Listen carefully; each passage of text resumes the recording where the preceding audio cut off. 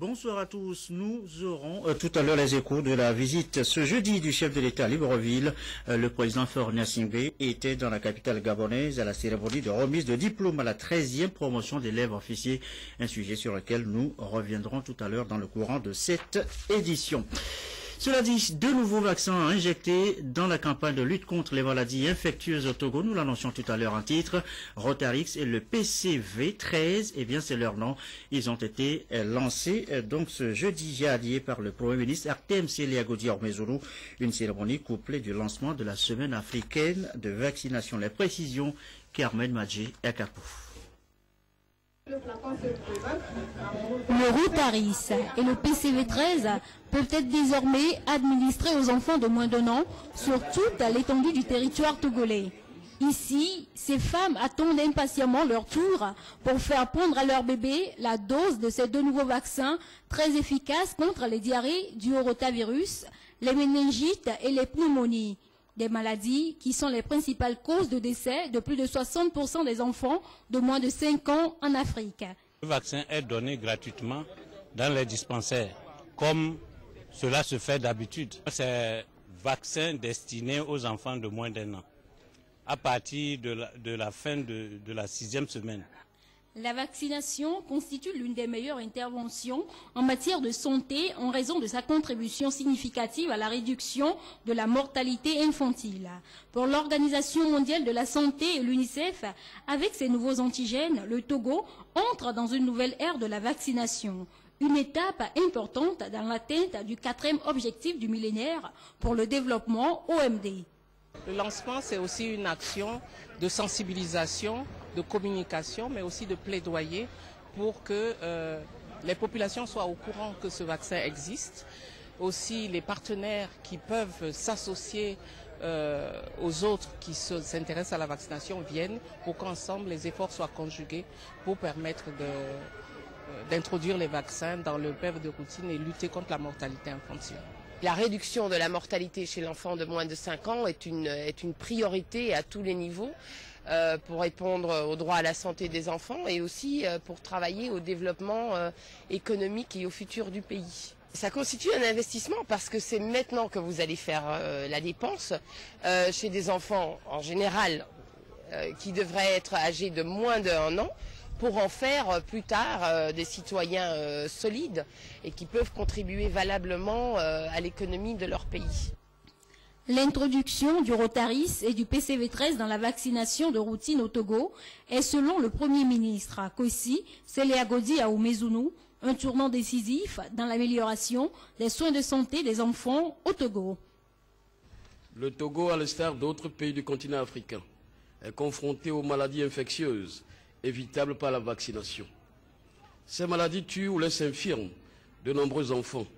C'est ce qui a amené les responsables du secteur de la santé à mettre en place depuis 1980 le programme élargi de vaccination qui est une priorité de la politique nationale de santé. Il est un élément clé dans l'arsenal mis en place par le gouvernement pour promouvoir la réduction de la morbidité et de la mortalité maternelle et infantile et évoluer vers l'atteinte de l'OMD 4, cible 5, à savoir réduire de 2/3 entre 1990 et 2015 le taux de mortalité des enfants de moins de 5 ans.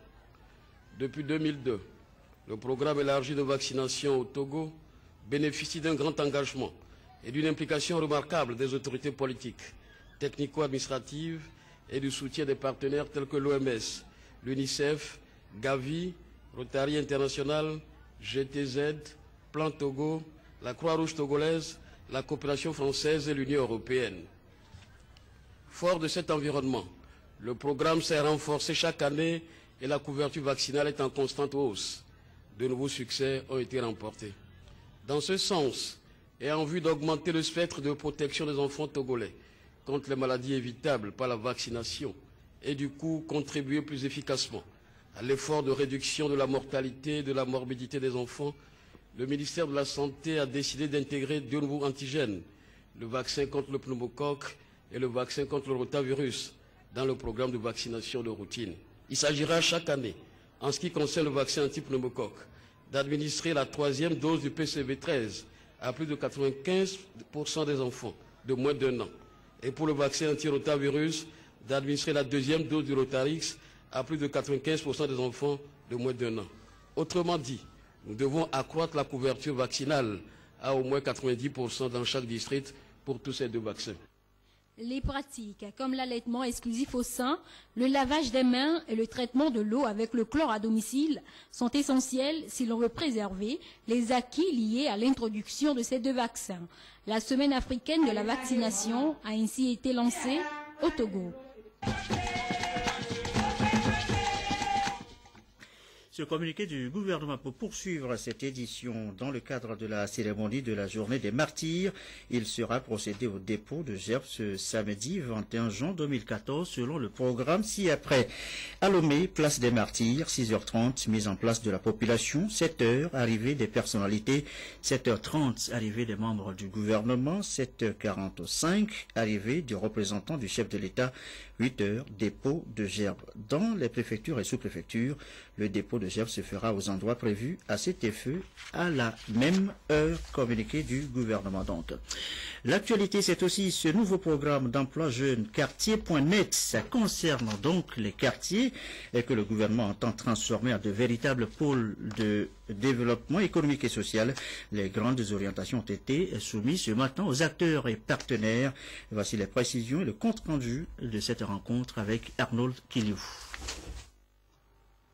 L'approche du programme quartier.net consiste à créer de l'emploi sur place dans les quartiers et maintenir les jeunes. Il s'agira de recenser et capturer l'ensemble des ressources des quartiers avec leur potentiel de développement, notamment les ressources locales disponibles pour les décliner en entreprises. Quartier.net ambitionne donc de donner aux jeunes en quête d'emploi des connaissances d'identification d'opportunités d'emploi et d'entrepreneuriat.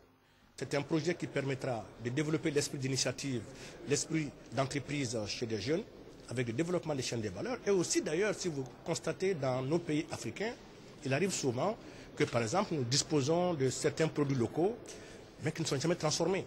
On utilise juste peut-être ou le jus ou la noix, le reste est jeté, alors que c'est des produits qui, une fois transformés, peuvent permettre, à travers le développement des chaînes de valeur, de créer beaucoup d'emplois, mais aussi de disposer de nouveaux produits finis.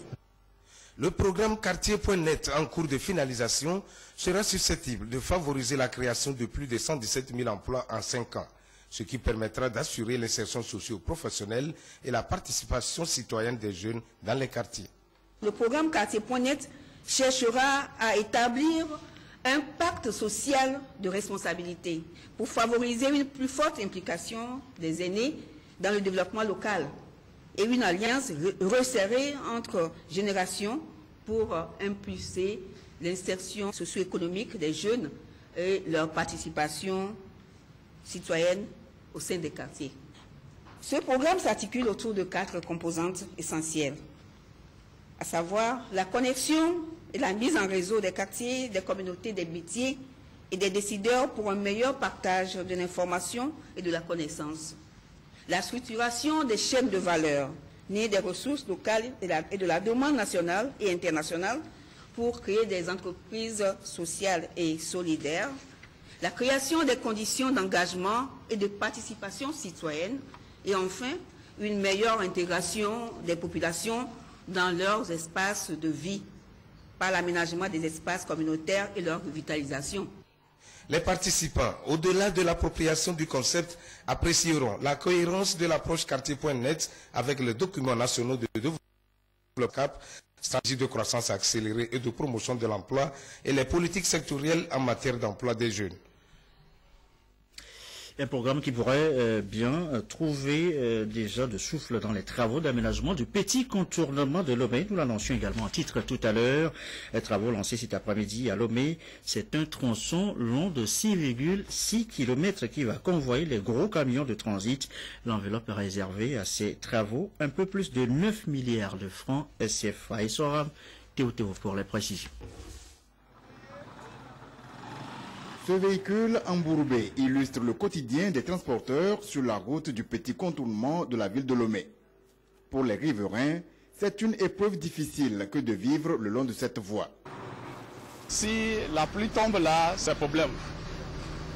Même si la pluie n'a pas tombé aussi, ça aussi c'est un problème. Si la pluie n'a pas tombé, c'est poussière. Si les camions passent là, c'est poussière. Tous ces désagréments ne seront d'ici peu que de tristes souvenirs, selon le directeur général de AGETUR Togo, maître d'ouvrage délégué. Les caractéristiques sont standards. Ce sera une route à 2 fois 2 voies et qui sera éclairée. C'est une voie qui sera une voie digne de ce nom, qui respecte donc toutes les caractéristiques d'une voie normale. Nous souhaitons, dans le cadre donc du petit contournement, le tronçon numéro 1 a été déjà réalisé. Aujourd'hui, nous sommes sur le site du tronçon numéro 2. Le tronçon numéro 3 est déjà pris en charge par le ministère des Travaux publics et nous espérons que le tronçon 4, donc, qui part donc, en haut de la Fédération togolaise de football jusqu'à l'église Théotokos à Agoué, nous sommes à la recherche d'un financement pour compléter donc, ce qu'on appelle le petit contournement. L'Allemagne a fait de l'aménagement du petit contournement numéro 2, long de 6,6 km, un projet phare de la reprise de la coopération avec le Togo.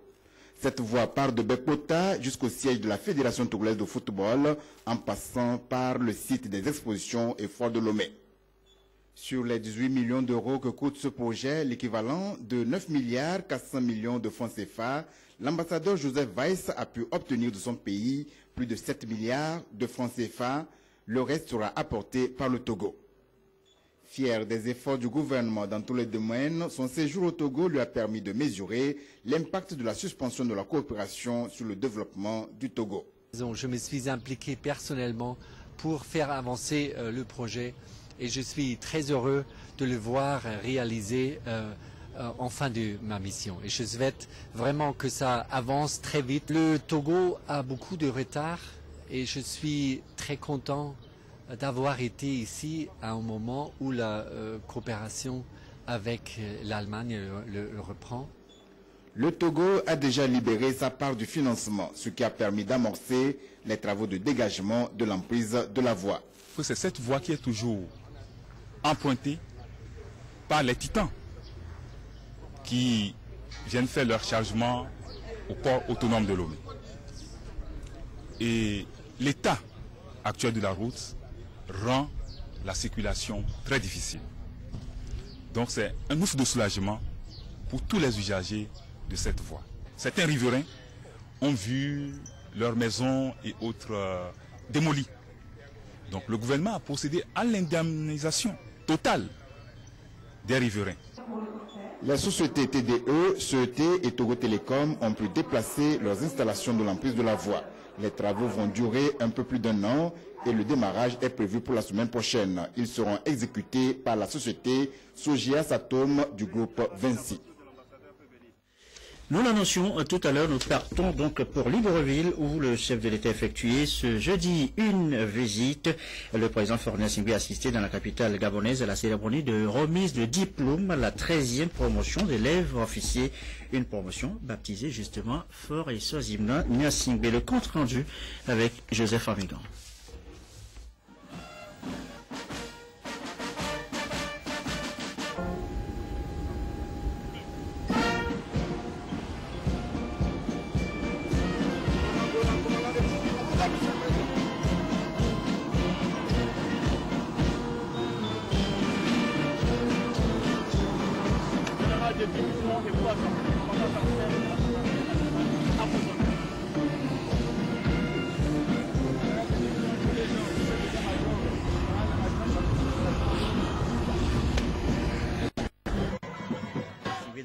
Dans la capitale gabonaise, Libreville donc, le chef d'État accueilli par son homologue gabonais Ali Bongo Ondimba. Au cours de cette cérémonie, le chef d'État a pris la parole, il a prononcé donc un discours. Je vous propose de suivre le président Faure Gnassingbé lors de cette cérémonie. Excellence, Monsieur le Président de la République et très chers frères, Monsieur le Premier ministre,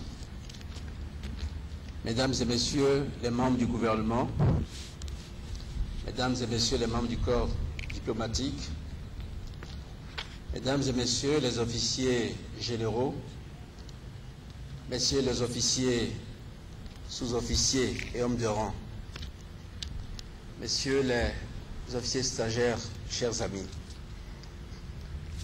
Mesdames et Messieurs, honorables invités, je suis heureux de participer à cette cérémonie de remise de diplôme dont chacun ici mesure l'importance pour les stagiaires de la 13e promotion de l'école d'état-major de Libreville, pour leurs forces armées nationales et pour leurs pays respectifs. Ma joie se double d'une légitime fierté pour l'honneur qui m'est fait d'être choisi comme parrain de cette promotion. À travers moi, c'est le Togo tout entier qui se sent honoré. Permettez, Excellence, Monsieur le Président de la République, que je vous exprime mes sentiments de gratitude pour avoir inspiré ce choix porté sur ma modeste personne et pour l'accueil chaleureux que vous m'avez réservé depuis mon arrivée dans votre beau pays, terre de tradition et d'hospitalité. Je me fais aussi l'agréable devoir de vous adresser les salutations fraternelles du peuple togolais et de transmettre au gouvernement et au peuple de votre beau pays mes vœux de bonheur et de prospérité.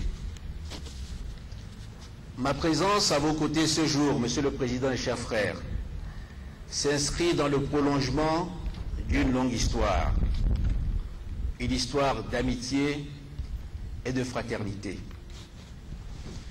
Ma visite puise en effet son sens dans cette belle tradition de contact, d'échange et de coopération qu'avaient su forger et entretenir en leur temps le président Omar Bongo Ondiba et le président Gnassingbé Eyadema, tradition que vous et moi nous attachons à consolider au fil de nos rencontres.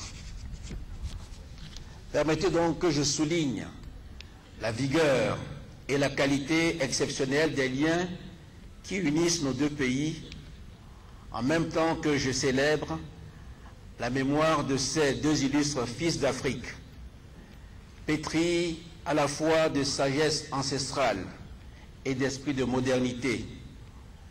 Ces deux bâtisseurs de nations qui avaient mis leur vie au service d'un idéal de paix pour leurs concitoyens et pour tous les peuples de notre continent. Monsieur le Président et chers frères, Mesdames et Messieurs, l'action que ces deux visionnaires avaient menée pour l'unité et le développement de nos pays, pour la sauvegarde de la paix et pour la promotion de divers mécanismes de sécurité collective sur le continent reste d'une poignante actualité face aux défis multiples qui se posent à la sécurité de nos populations et à la stabilité de nos États. La préservation de la sécurité de nos sous-régions et le maintien de la paix en Afrique et dans le monde représentent en effet l'exigence première de notre temps, le défi que nous devons relever ensemble pour assurer à nos populations un présent serein et viable et construire un avenir de prospérité pour les générations futures. C'est à l'aune de cet enjeu, Monsieur le Président, c'est pour donner un sens à nos désirs communs de paix, de démocratie et de progrès social. C'est pour réaffirmer notre conception partagée de l'homme, de son droit au bien-être et de ses rêves de liberté et de justice, que nous, leaders africains de cette génération, avons l'ardente obligation de porter ce combat afin de répondre aux attentes et aux aspirations de nos populations. C'est donc au nom de cette exigence que je salue les efforts que vous déployez aux côtés de vos pairs de la communauté économique des États de l'Afrique centrale pour maintenir la paix et la stabilité dans la sous-région, en particulier en République centrafricaine, où le Gabon déploie sa diplomatie et ses troupes pour contribuer au retour d'une paix juste et durable. C'est aussi au regard de cette opération que je me félicite de votre engagement en faveur de l'opérationnalisation rapide des différents organes de l'architecture africaine de paix et de sécurité pour prendre en compte les inquiétudes que suscite le recours croissant à la force comme moyen de règlement des différends au sein de nos communautés nationales et parfois entre États sur le continent comme ailleurs dans le monde. Je veux ici souligner le rôle moteur que joue le Gabon sous votre haute conduite, le renforcement des capacités humaines des forces armées africaines, l'école d'état-major de Libreville, qui forme chaque année les cadres des états-majors de nos armées, parmi lesquels figurent toujours des officiers togolais, en est l'une des meilleures illustrations. L'histoire, Monsieur le Président, a appris au peuple togolais que la solidarité avec les autres peuples d'Afrique est la première vertu qui vaille.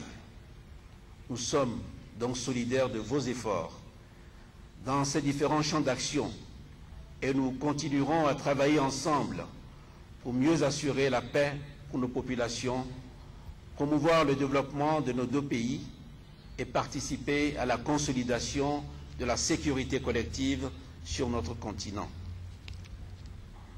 Permettez que je dise ma gratitude également à la France, avec laquelle vous avez créé cette école et qui, dans de nombreux pays d'Afrique, participe à la formation de nos élites militaires.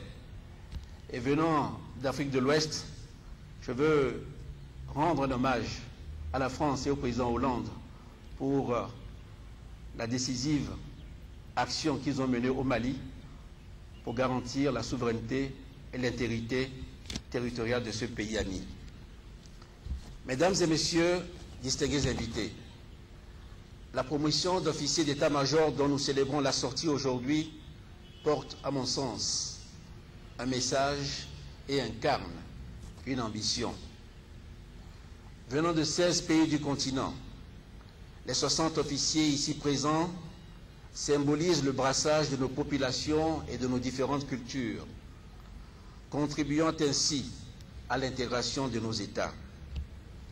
En un sens, ils représentent un fragment du rêve d'unité et de solidarité que porte chaque génération d'Africains et rappellent ce que nous, peuple d'Afrique, pouvons réaliser en mettant ensemble nos forces et nos efforts.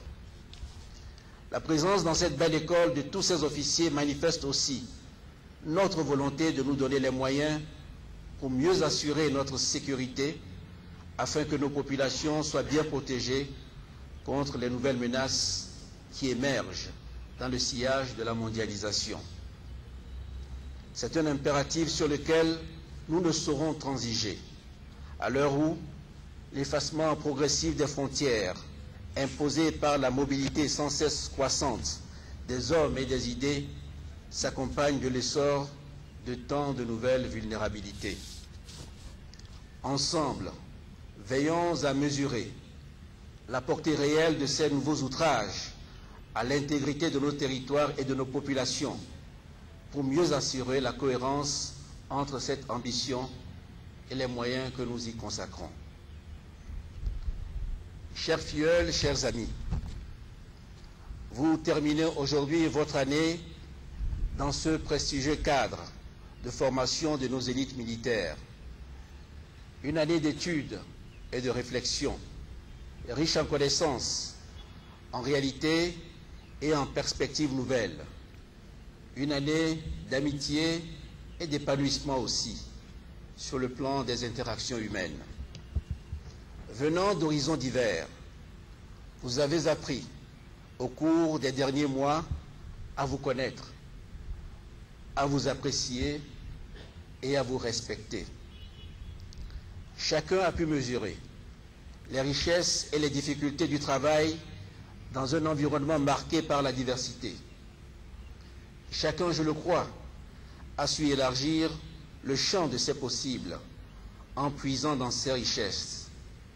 Chacun, enfin, a appris à répondre aux difficultés de parcours en faisant appel au savoir et aux capacités des autres. Vous savez donc les vertus de la complémentarité et les mérites de la mise en commun des compétences.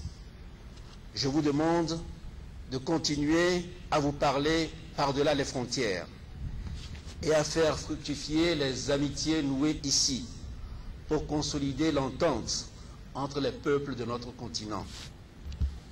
Ce jour est annonciateur d'opportunités nouvelles.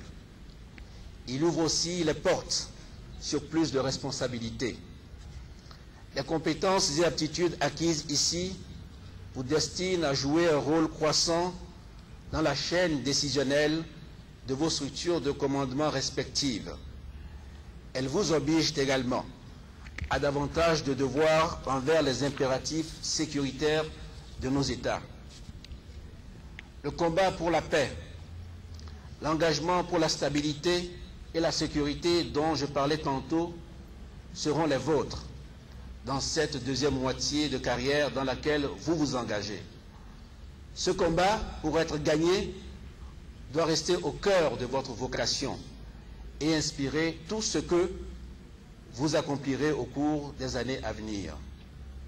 C'est une responsabilité qui ne saurait s'accommoder d'aucune faiblesse éthique, ni d'aucun fléchissement en termes d'exemplarité et de compétences professionnelles. C'est une responsabilité qui exigera de chacun le meilleur de lui-même, au service de la paix et au service de l'homme. Embrassez-la avec discipline, avec humilité et avec détermination. En disant ma fierté d'être votre parrain, je vous invite à rester fidèle à la belle devise de votre école qui est « Cultiver l'excellence ». Je vous engage donc à cultiver cette excellence et à vous élever par le travail et le sens du devoir pour apporter à nos armées respectives l'excellence et le professionnalisme dont elles ont besoin pour mieux accomplir leur mission. Je vous souhaite bon vent à tous. Je conclus mon propos, Monsieur le Président et chers frères, en vous remerciant une fois encore pour la qualité de votre accueil et de votre hospitalité. Vive l'école d'état-major de Libreville, vive l'amitié entre la France et l'Afrique. Je vous remercie.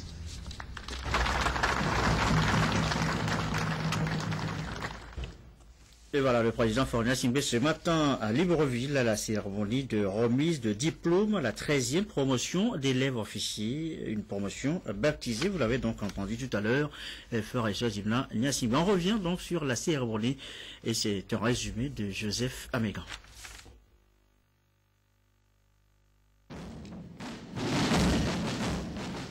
Ils sont 60 élèves officiers de l'école militaire de Libreville à recevoir ce jour leur diplôme de fin de formation. Venus de différents pays africains, cette 13e promotion d'élèves officiers en fin de stage a tenu à rendre tout le mérite au président de la République, Faure Gnassingbé. L'illustration parfaite de cette marque de reconnaissance est celle d'avoir baptisé cette 13e promotion la promotion Faure Gnassingbé pour ses efforts dans la promotion de la paix. Cette cérémonie typiquement militaire a été marquée par la remise des insignes d'état-major en guise de diplôme de fin de formation par les deux chefs d'État, Faure Gnassingbé et Ali Bongo Ondimba. Cette remise a été suivie du dévoilement de la stèle baptisée sous le nom du chef de l'État togolais Faure Gnassingbé. Les stagiaires et l'école ont ensuite remis des cadeaux symboliques au président de la République. Bien avant, le ministre gabonais de l'Intérieur, Bertrand Mampongo, a exprimé sa gratitude au président de la République, parrain de la promotion, pour son engagement en faveur de la paix. Il a notamment fait cas de ses médiations dans de nombreuses crises qui minent le développement de l'Afrique. Cette remise de diplôme est le couronnement de 9 mois de formation pour ces stagiaires, dont 5 Togolais. Et voilà, et après cette cérémonie, le chef de l'État a quitté donc Libreville ce jeudi, direction donc Lomé. Le chef de l'État a été raccompagné à l'aéroport de Libreville par le Premier ministre gabonais Ona Ondo. Voilà les images donc du départ du président de la République ce matin, qui assistait donc à la cérémonie de remise de diplôme à la 13e promotion d'élèves officiers. On poursuit cette édition avec le bilan SCAP exercice 2013. Il est plutôt mitigé, ce bilan. C'est ce que notent les observateurs, les acteurs eux-mêmes, après 2 jours de rencontres sur la mise en œuvre de la stratégie de croissance accélérée et de promotion de l'emploi. Voici les explications avec Prudence Issou. L'évaluation de la stratégie de croissance accélérée et de promotion de l'emploi SCAP 2013 a révélé des progrès dans les secteurs porteurs de croissance au Togo. Il s'agit du commerce, de l'artisanat, de l'agriculture, des infrastructures routières, du développement du capital humain, entre autres.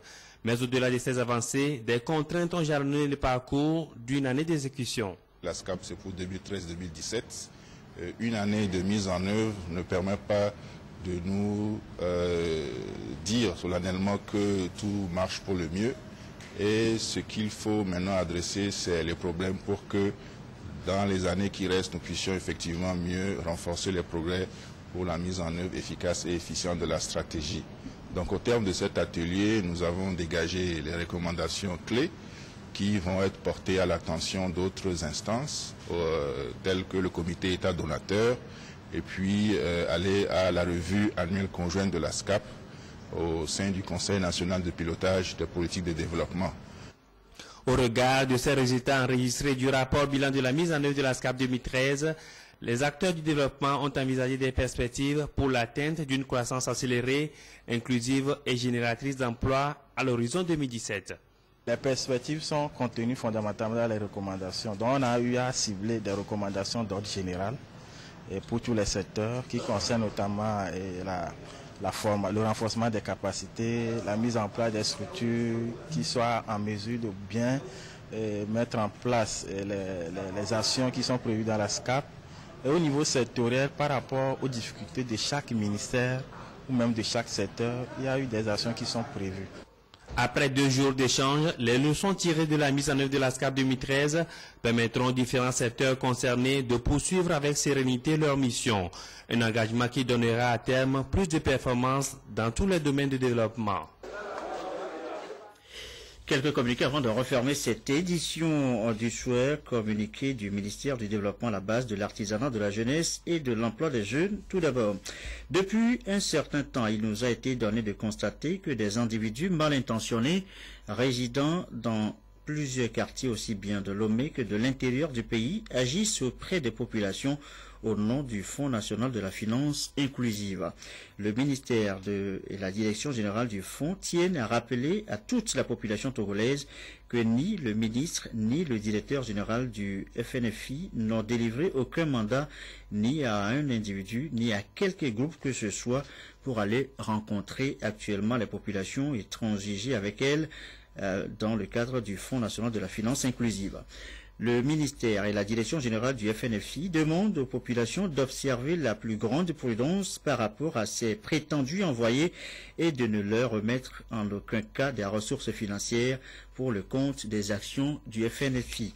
Le ministère et la direction générale du FNFI tiennent à préciser que dans le cadre de la mise en œuvre du premier produit du FNFI dénommé Accès des pauvres aux services financiers, APSEF, 18 institutions de microfinance ont été sélectionnées pour consentir des prêts aux populations selon le principe du faire-faire.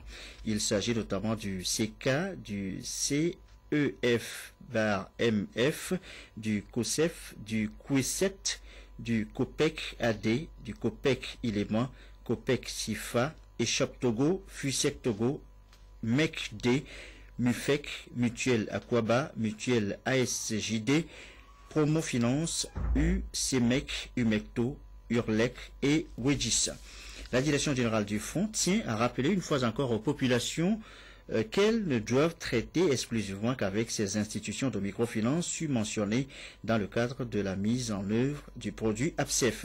Par ailleurs, une ligne verte sera bientôt mise en service afin que quiconque puisse dénoncer tous les cas de fraude qui pourraient nuire au concept de finance inclusive dans notre pays.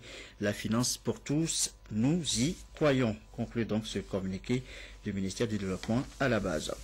Autre communiqué est celui du ministre de l'Enseignement technique et de la formation professionnelle et de l'industrie. Les candidats au concours national de recrutement direct d'enseignants, fonctionnaires et du personnel d'appui pour le compte du ministère de l'Enseignement technique, de la formation professionnelle et de l'industrie, session du mardi 24 juin 2014, sont invités à consulter la liste au cabinet du ministère de la fonction publique, au cabinet du ministère de l'enseignement technique, de la formation professionnelle et de l'industrie, au lycée Tocoin 2, au lycée Kara 1 et à l'école primaire publique générale Nyasingbe et Yadema. Dernier communiqué donc de cette édition, communiqué du ministre de l'enseignement supérieur et de la recherche. La République arabe d'Égypte met à la disposition des États membres de l'Organisation de coopération islamique, dont le Togo, 10 bourses d'études au titre de l'année académique 2014-2015. Ces bourses d'études couvrent toutes les spécialités scientifiques et théoriques et sont offertes sous réserve pour les candidats de remplir les conditions d'admission dans les facultés qu'ils souhaitent rejoindre. Les demandes de bourses d'études doivent être soumises avec les dossiers scolaires des postulants à l'ambassade d'Égypte au Togo. L'ambassade se charge de transmettre ces dossiers au département des affaires des expatriés, de la formation et de la coopération technique du ministère égyptien des Affaires étrangères. Les informations concernant les conditions de ces bourses peuvent être obtenues à travers le site web suivant http://mohe-cam.edu.eg. La date limite pour la réception des candidatures est fixée à la première semaine de juillet 2014 et l'arrivée des candidats est prévue pour la première semaine de septembre 2014. L'ouverture de la tranche commune entente 2000, on revient donc sur le sujet, c'est prévu donc à Palimé qui accueille donc cette tranche cette année. Nous suivons donc le sujet dans un instant avec notre correspondant sur place, Yves Agbevivi. Palimé, avec son relief qui aiguise la curiosité des visiteurs, sa végétation verdoyante et ses habitants bien accueillants. C'est ici, dans cette ville, que s'est ouverte la réunion des directeurs généraux des loteries d'État, membres du Conseil de l'Entente, le Niger, la Côte d'Ivoire, le Burkina Faso, le Bénin et le Togo, rencontre qui se poursuit jusqu'au 20 juin 2014. Assurant l'intérim de son collègue de l'économie et des finances, le ministre de la Planification et de l'Aménagement du Territoire, Jossou Semondi, a, dans son intervention, souligné la nécessité de soutenir l'initiative du Conseil de l'Entente, eu égard au contexte économique actuel et aux appuis financiers dont les États bénéficient des loteries. Nous devons saluer l'heureuse initiative prise par nos chefs d'État à travers les loteries nationales du Conseil de l'Entente qui deviennent de plus en plus outillées pour promouvoir le développement de nos pays et assurer à nos différentes populations le bénéfice des gains des tirages des tranches communes. Mesdames et messieurs, le Conseil de l'Entente, la plus ancienne de toutes les institutions de coopération sous-régionale, a été au début du processus d'intégration régionale en Afrique et a inspiré nombre d'organismes de cette nature dans le monde en développement.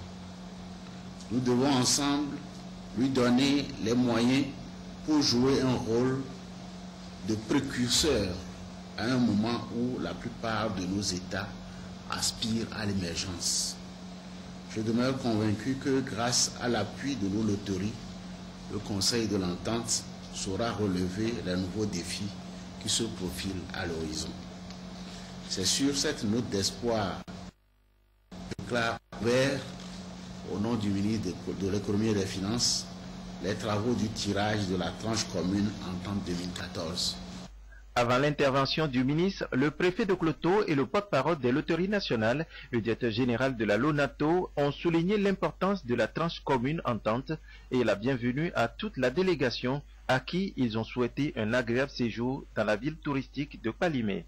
Après cette ouverture officielle, la délégation a visité les stands des différents pays participants. Et à travers les tickets de la tranche commune entente, nous essayons de vendre le rêve. Voilà pourquoi nous donnons l'opportunité à la population tout entière dans sa composante et surtout celle de Palimé de venir essayer sa chance dans l'achat de nos derniers stocks pour gagner le gros lot qui est de 8 millions de francs CFA. Avant le déplacement de Palimé, la délégation a eu une rencontre préliminaire au siège de la Lonato à Lomé où il était question de réfléchir sur la vie des loteries nationales et les préparatifs de ce 20e tirage. Voilà, un 20e tirage que vous pourriez suivre en direct sur notre antenne demain, si tout va bien, techniquement bien. Dans la foulée du tirage de cette tranche commune en 2014, eh bien, des infrastructures scolaires ont été réceptionnées. Nous retrouvons Yves Aguevive pour les précisions. Voici les salles de classe où les élèves du cours primaire public de Nidové dans le Cloto ont composé cette fin d'année 2014. Des structures de fortune qui ont servi depuis la création de cette école en 1975 et dans des conditions moins enviables. C'était notre ancien bâtiment, c'est le bâtiment scolaire qui abrite les cours, les 3 cours, CP1, CP2, C1, C2, CM1, CM2. Donc c'est jumelé. C'est là que nous nous débrouillons pour faire notre enseignement. Mais ce n'était pas du tout facile. Nous remercions les donateurs, tous ceux qui ont œuvré pour que nous ayons ce bâtiment-là. Nous les remercions tous. Ces remerciements ont toute leur raison d'être. Composé de 3 salles de classe et d'une direction, ce nouveau bâtiment scolaire, doté de rampes et meublé, avec un bloc sanitaire et un forage à motricité solaire, ont été offerts à cette école, la seule du milieu, par le secrétariat exécutif du Conseil de l'Entente. L'œuvre a été officiellement remise aux bénéficiaires ce 18 janvier 2014. La cérémonie a vu la participation des 5 directeurs généraux des loteries d'État, membres du Conseil de l'Entente, dont le secrétaire exécutif a fait un retour dans son intervention sur les œuvres déjà réalisées par cette institution au Togo. Le Conseil de l'Entente qui vient de fêter ses 55 ans travaille pour l'entente et le rapprochement des peuples des 5 pays, pour la paix, la sécurité, l'amélioration des conditions de vie des populations. À cet égard, dans le passé, plusieurs projets ont été réalisés par le Conseil de l'Entente au Togo. L'équipement des pistes de bétail, le développement de la production vivrière dans plusieurs régions. Régions de Notse, de Daï, d'Achangagde, de Sirka, le projet Vivrière V, 1434 points d'eau potable, etc., etc. Président la cérémonie au nom du chef de l'État, Flora Maganawe, ministre de l'enseignement primaire et secondaire, a, au nom des populations et des autorités togolaises, remercié le Conseil et a invité les populations et les élèves à, par le comportement, remercier le donateur et souhaiter bonne chance aux candidats de cette école au CEPD. Mesdames et messieurs, monsieur le secrétaire exécutif du Conseil de l'Entente, je voudrais, au nom du chef de l'État, du gouvernement et à mon nom propre, vous dire merci pour l'investissement que votre institution laisse dans ce village pour nos concitoyens et pour nos enfants.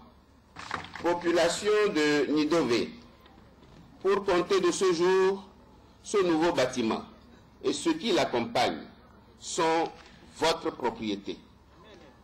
La propriété des générations à venir. Je vous invite à en prendre le plus grand soin. M'adressant à vous particulièrement, chers élèves, je voudrais vous dire que la meilleure manière de remercier le secrétaire général et toutes les loteries, pour nous, c'est surtout que vous soyez respectueux de vos parents, respectueux de vos camarades, de vos enseignants, et de faire chaque jour vos devoirs afin de réussir brillamment aux examens de passage en classe supérieure et au CEPD. La délégation et le public présent ont, après la coupure du ruban symbolique, visité les différentes structures qui composent ce don, évalué à 32 700 000 francs CFA.